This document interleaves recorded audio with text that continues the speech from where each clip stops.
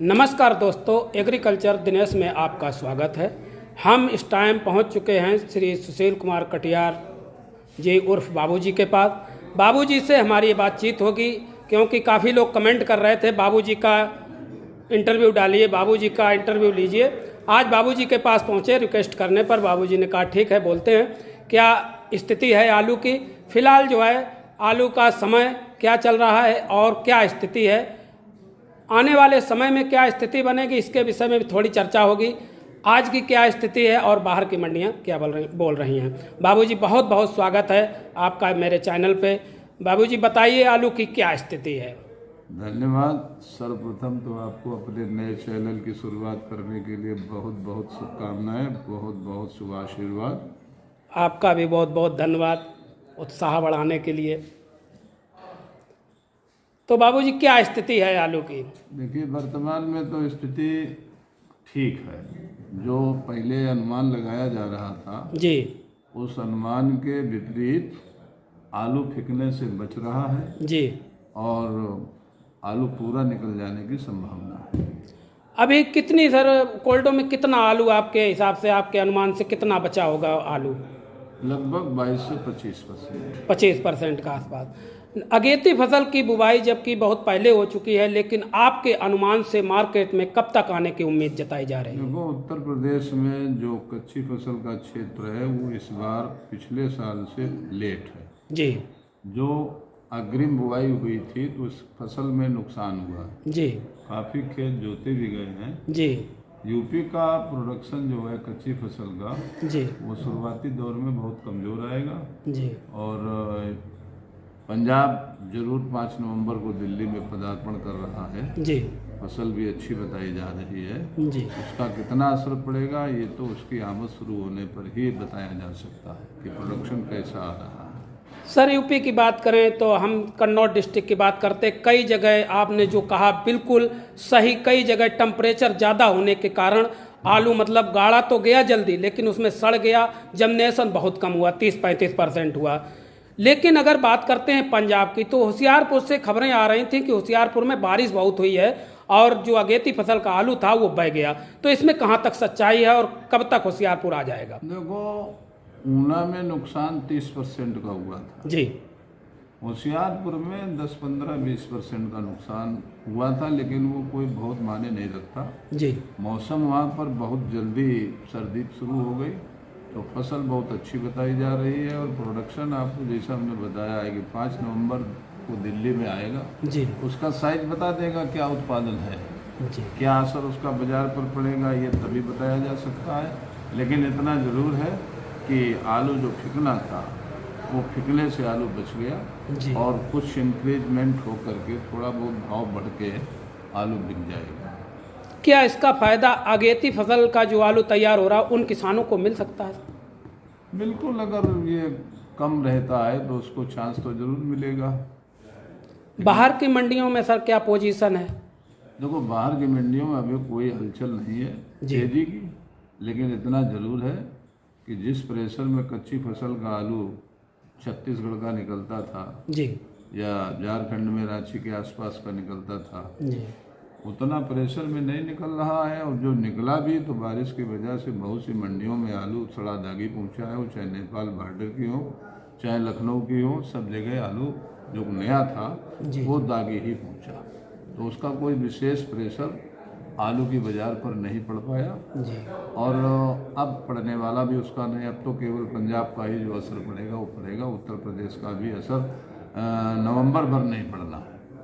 Sir एक बात और हमने इस साल देखी बराबर कि रेट में बहुत बड़ा ठहराव रहा, कोई उतार चढ़ाव नहीं आया। जैसे कि हाईलैंड आलू 400-450 के आसपास और चिप्सोना भी 450-5 के आसपास बिकता रहा। तो इसका क्या कारण रहा कि ठहराव बना रहा देखिए, बाजार में? तो एक ही वजह है। जी, जो अन्य आलू हैं जी, लोगों ने उनसे खाने का मन अपना हटा लिया है। उनमें उतना स्वाद भी नहीं है, ना उतने पौष्टिक है। जी, ये दो आलू हालैंड और चिप्सोना सबके लिए उपयोगी हो गए और लोगों का खाने का रुझान इन्हीं दोनों आलूओं के प्रति बढ़ा है। इसकी एक तो वजह हालैंड की है, हालैंड मजबूत बहुत होता है। जी, मजबूत होने की वजह से जो असली कारण अभी तक कई तो जगह से खोज में आया है वो यही है कि बहुतेरा आलू ये जो है मांस के साथ खाया जाता है। जी। तो इसकी खपत जो है जहाँ पर मुस्लिम आबादी ज़्यादा है वहाँ पर ये आलू ज़्यादा खप रहा है और अच्छे भाव से खप रहा है। इसमें सबसे बड़ी ये है कि मजबूत आलू है, जल्दी सौदा गलता नहीं है। चिप्सोना की ये बात है कि चिप्सोना थोड़ा लो शुगर का होता है, उसमें पाउडर का परसेंटेज अच्छा होता तो खाने में बड़ा टेस्टी है। तो लोग जिसको एक बार चिप्सोना खाने को मिल जाता है वो हाइब्रिड की तरफ से अपना मन हटा लेता है। तो ये जो भाव का अंतर इस बार रहा जी, वो अंतर केवल इसी वजह से रहा कि हाइब्रिड में कोई स्वाद नहीं, लोगों ने उसको खाया नहीं, इसलिए हाइब्रिड 150 का बिक रहा है और चिप्सोना 500 का बिक रहा है। तो क्या सर सिंदूरी, कंचन और हाइब्रिड आलू किसान करना बंद कर दे, इसके रेट पूरी साल नहीं रहे और ना सही रेट से बिके? जहां सिंदूरी एक तरफ बिहार जाता था, बिहार भी हाईलैंड खाने लगा, तो क्या किसान सिंदूरी, कंचन, हाइब्रिड ना करे? देखो, जिसकी बाजार में मांग ना हो जी, तो उसको तो ना करना ही उचित है हमारे अपने समझ से। जी, सिंदूरी मजबूत आलू है लेकिन उसको भी लोगों ने खाने से अपना मन हटा लिया है। तो जब खाने से मन हटा लिया, दूसरे खाने का मन इतना नहीं हटा।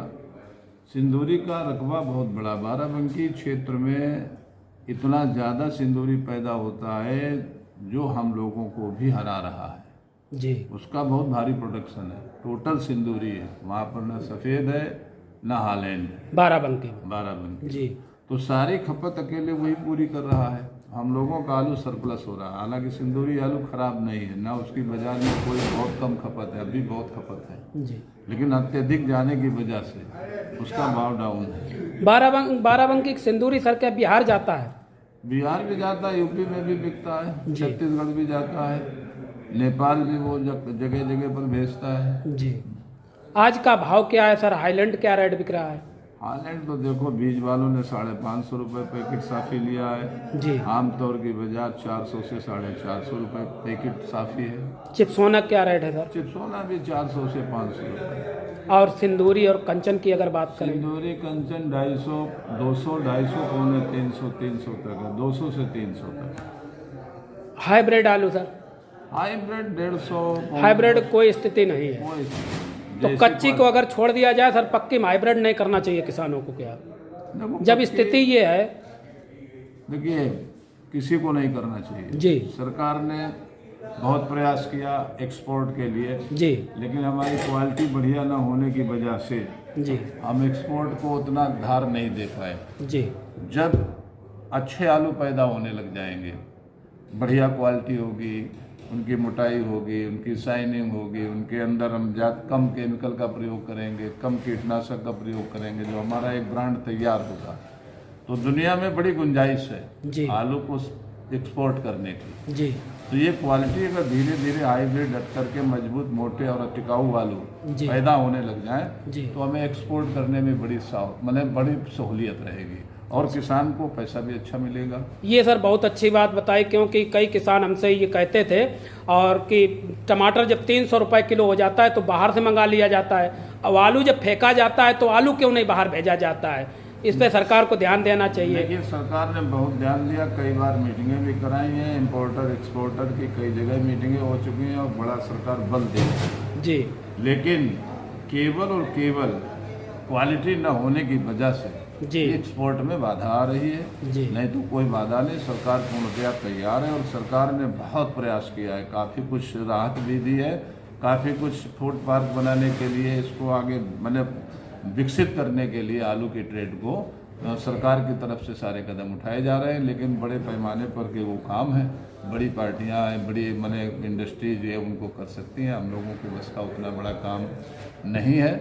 फिलहाल इतना तो ज़रूर है कि जो गुजरात में आलू पैदा होता है जी, और जो जैविक आलू है जी, वो खेत पर ही 50-60 रुपये किलो तुल के चला जाता है विदेश को। जी। अब हम लोग भी अगर करने लग जाएंगे जी, तो हम लोगों का भी 50 रुपये किलो आलू बिकने लग जाएगा खेत पर ही।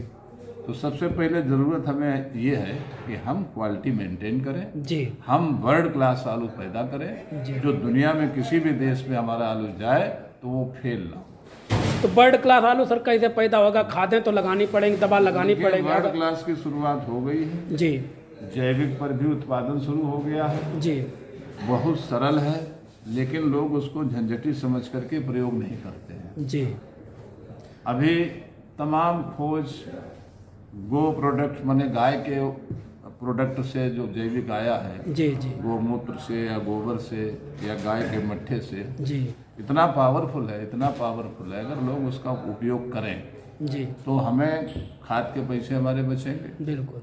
दूसरे खाने वाले बीमारी से बचेंगे। जो कीटनाशक हम आज प्रयोग कर रहे हैं अंधाधुंध, उसकी वजह से जो कैंसर रोग आज बढ़ गया है, ये बहुत ज़्यादा विचारणीय और बड़ा चिंतनीय विषय हो गया है।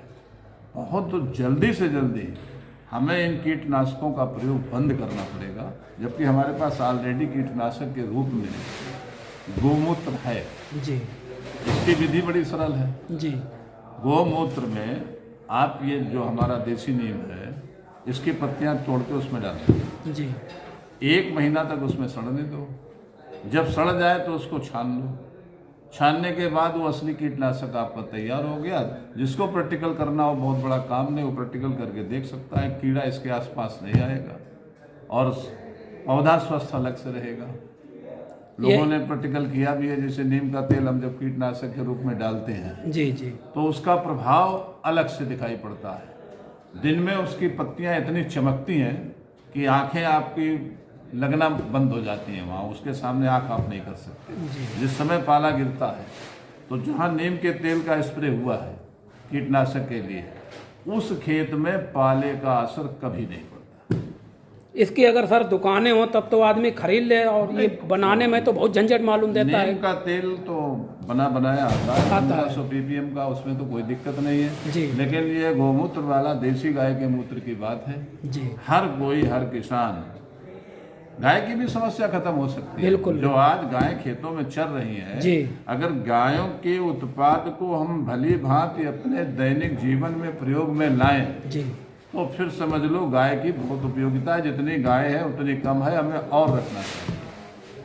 और जबकि गाय को बेकार समझ के छोड़ दिया जाता है ये हमारी अज्ञानता है। हैं, और वो दर दर भटकती हैं। कई गायें तो हमने देखी जब चोटिल हो जाती हैं तो बड़ी बुरी स्थिति होती है। असल में गाय के महत्व के विषय में लोगों को जानकारी नहीं रही है। जी वशिष्ठ जी की नंदिनी गाय थी जी जी जिसके पीछे विश्वामित्र लड़े थे जी और विश्वामित्र हार कर वहां से आए थे। जी और उस गाय ने कितना इंतजाम किया, कितनी बड़ी लाखों की फौज, कितना उनका पूरा सरकारी अमला, सबके भोजन, रहने बहने की व्यवस्था जी। उस नंदिनी गाय ने की। तो ये गाय तो सब उन्हीं की औलादें हैं। तो आज हम देसी गाय को जब देखते हैं, जी जी जी हमने बचपन में देखा है जब गांव में इतने अच्छे मकान नहीं बने थे, जो भी झोपड़ी के घर थे, जी बघर्रा आया करता था, जी जी बच्चों को उठा लेता जी था। तो जिस घर में घर के बाहर खूंटे से गाय बंधी होती थी, जी आंखों देखा हाल आपको बता रहा हूँ, जी जी गाय ने खूंटा उखाड़ लिया अपनी ताकत से। उखाड़ने के बाद बघर्रा को खदेड़ करके बच्चे को बचा लिया। बचा लिया। ये देसी गाय में गुण है। जी आप ये जो विलायती जर्सी गाय है इनको देख लीजिए, वो बिल्कुल बैठे बैठे उठाएंगे, आपके कोई गोली मार दे तो मार दे। बाकी देसी गाय में ये माने इतनी संवेदना होती है जी, कि वो अपने मालिक के परिवार या किसी को भी बचाने से नहीं चूकती। अब तो सर गौशाला में बड़ा स्थिति खराब है। गाय गौशाला में बंद कर दी जाती है, उनको चारा भी नहीं टाइम से मिलता है, और 4 महीने 5 महीने बाद आप देखो तो गाय की वो स्थिति हो जाती है, वो चलने लायक नहीं रहती हैं। तो ये स्थिति है सर गाय। इसके लिए तो जो वहाँ जिम्मेदार लोग हैं, चाहे प्रधान हो चाहे उनके सहयोगी हो, जी ये उनकी कमी है। गाय भूखी नहीं रहना चाहिए, उसके साथ उन्हें कुछ ना कुछ उद्यम करना चाहिए। भले ही अपने पास उनके पास से ना हो, सरकारी खाते और खजाने से ना हो, तो आसपास तमाम लोग होते हैं, तो उन सबसे मिल करके कुछ ना कुछ डिमांड करके गौशाला तो अपने उन्हें गाय को तो भूखा नहीं रखना चाहिए। तो आलू की खेती के लिए गाय बहुत महत्वपूर्ण बाबूजी। बहुत महत्वपूर्ण है। अगर आलू में सही मतलब उपज लेनी है तो गाय रखनी होगी, और जैविक, आपने जैविक जो क्रिया बताई उसका प्रयोग अभी करें। आपको बताई देता हूँ जैविक। जी गोमूत्र जी और गाय का मट्ठा जी और गुड़ जी मात्रा के अनुसार जी मिला दीजिए इसको। ये सब उसी में माने गुड़ उसी में गल जाएगा। एक डंडे से उसको चलाते रहिए जी प्रतिदिन। जी। ये 8 दिन में बैक्टीरिया इतना बढ़ जाएगा कि वो खेत में डालने लायक हो जाएगा। सर गौमूत्र का कुंटलों के हिसाब से इकट्ठा करना अरे पड़ेगा? नहीं, हाँ। मुश्किल से 2 लीटर पड़ेगा एक ड्रम में। अच्छा, एक ड्रम में 2 लीटर। 2 लीटर पड़ेगा। 2 लीटर से एक ड्रम तैयार किया जाएगा। और एक ड्रम में कितना खेत सर छिड़काव हो सकता है? देखिए 1 लीटर उस गौमूत्र से जी जो जैविक बना है उसमें 10 लीटर पानी मिला दीजिए। जी वो बहुत पावरफुल होता है। जी जी जी तो 10 लीटर मिलाने के बाद जी जी उसको आप सिंचाई कर रहे हैं जैसे, जी तो सिंचाई में आप उसको ड्रॉपिंग करा दीजिए जी बोतल में रख करके या पिपिया में या किसी भी चीज में, जी। और उसको बूंदों से टपका दीजिए सिंचाई के माध्यम से। तो वो जब खेत में जाएगा तो सीधे बैक्टीरिया उसका काम करने लग जाएगा जी। और उसकी फसल का रूप जो है वो बिल्कुल अलग ही होगा। क्योंकि अब काफी लोग सोचते हैं इतना कहाँ से इकट्ठा हो जाएगा, जो बस 20 बीघा है 50 बीघा है, कैसे छिड़काव सब हो होगा? सकता है, वो सब सकता है। सब हो सकता है। उसके लिए एक जैसे शंकर जी के लिए टिपाई रखी जाती है, उस जी, पर जी। घड़ा रख दिया जाता है, घड़े से एक एक बूंद शंकर जी के ऊपर जल गिरता रहता है और वो भला मस्त रहते, प्रसन्न रहते। ऐसे ही फसल मस्त रहेगी, प्रसन्न रहेगी, कोई दो राय नहीं है। अब ये करने में थोड़ा झंझटी लगता है, लेकिन जब करने लग जाएगा, जी। जब उसका लाभ एक बार मिल जाएगा तो वो दौड़ा दौड़ा करेगा। जैसे सर डिजिटल जब स्टार्ट हुआ तो झंझट लगता था, जब कोटे पे मशीनें आई तो सर अंगूठा लगाने में बहुत झंझट मालूम देता था। अब वही चीज़ आसान लगती है। बहुत आसान। तो इस तरीके से जैविक खेती करेंगे तो 50 रुपए किलो आलू बिक्री हो सकता हो है। सकता है, क्योंकि हो जब नहीं सकता है, जी, होएगा होएगा। देखिए पूरी दुनिया में जी अब खाद्यान्न की एक समस्या पैदा हो गई है, चाहे यूक्रेन युद्ध से हुई हो और चाहे अब इजराइल और फिलिस्तीन के से हुई हो। जी। तो वर्ल्ड का जो संतुलन है खाद्यान्न उत्पादन का वो बिगड़ रहा है, भारत में बढ़ रहा है। बढ़ रहा है तो बिल्कुल। भारत को चांस बहुत अच्छा मिलने वाला है, बशर्ते हम लोग बिल्कुल त्यागी तपस्वी की तरह मेहनत करके खेती में लागत को कम करने के लिए जैविक के साथ जरूर जुड़ जाए, जो अपने हाथ की है। जी वो किसी के पास लेना नहीं है कि कंपनी ने बना के दे दी तो हम उसको डाल लें, हम खुद अपना तैयार करें। इससे पैसे की भी बचत होगी, लागत भी कम आएगी और क्वालिटी में भी सुधार, क्वालिटी में भी सुधार होगा। वो चमकदार आलू निकलेगा कि बाजार में सबसे पहले बिकेगा। तो किसान भाइयों से अनुरोध है, बाबूजी का ये वीडियो देखें और इसमें समझने की बात है बहुत बड़ी कि जैविक खेती करने से 50 रुपए प्रति किलो के हिसाब से आलू हमारा भी बिक सकता है। जब गुजरात का बिक सकता तो हमारा क्यों नहीं बिक सकता है? हमारा पहले बिके। हमारा पहले बिकेगा। तो अब बाबूजी समय कम रह गया आलू का, तो आलू सम्मान से निकलता हुआ दिखाई दे रहा है। अब तो देखो सबको दिखाई दे रहा है। जी, तो आने वाला समय भी आलू के लिए ठीक ही रहना चाहिए बाबूजी। देखो ये कोई कुछ नहीं कह सकता। जी ये तो 30 जनवरी के बाद बात जब उत्पादन की लिमिट आ जाए जी जी कि जी क्या निकल रहा है, जी जी कितना रकबा है, कम है या ज्यादा है, अभी तो बुआई हो ही रही है। बिल्कुल, अभी हो किसी पर भी अनुमान व्यक्त करना मने अच्छी बात नहीं होगी, गलत भी हो सकता है। ये सब 15 दिन बाद आपको रकबा मालूम हो जाएगा जी। और 30 जनवरी के आसपास या 5 फरवरी तक प्रोडक्शन आपको उत्पादन की पूरी स्थिति मालूम हो जाएगी और देश की भी, विदेश के भी, पूरे राज्यों की भी सब स्थिति स्पष्ट हो जाएगी। जी, बहुत बहुत धन्यवाद बाबूजी आपका। ये आपको थे भी बहुत बहुत धन्यवाद इस तरह की सूचना एकत्र करके और सबको इससे लाभान्वित कराने के लिए पुनः आपको बहुत बहुत धन्यवाद, बहुत बहुत शुभकामनाएं। एग्रीकल्चर दिनेश की तरफ से आपका भी बहुत बहुत धन्यवाद, जो इतनी अच्छी जानकारी किसानों को दी। आने वाले समय में हम भी 50 रुपए प्रति किलो के हिसाब से आलू बेच सकते हैं।